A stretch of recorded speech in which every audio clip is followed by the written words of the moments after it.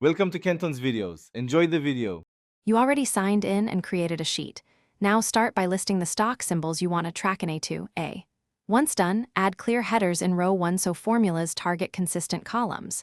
In B2, enter equals Google Finance, A2, price, and in C2, use equals Google Finance, A2, change to pull live values. Drag or use array formula to apply across rows.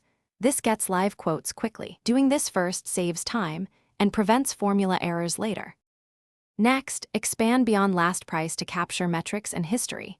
You can pull attributes like market cap or P by swapping the attribute text. This helps compare fundamentals. For trends, request historical ranges with the start date and today. Set frequency to daily or weekly. Once done, use query to summarize ranges and array formula to compute percent change columns so formulas autofill when you add symbols. Make sure to limit history ranges to avoid quota hits and keep performance smooth. Finish by assembling a compact dashboard.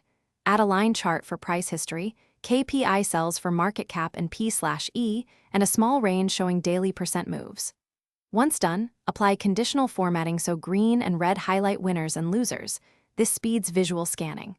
Finally, share with view-only permissions if others need access. If data stops updating, first confirm correct tickers, then check your Google account quotas and sheet permissions. That single check resolves most interruptions. Thanks for watching. Consider subscribing if we helped you.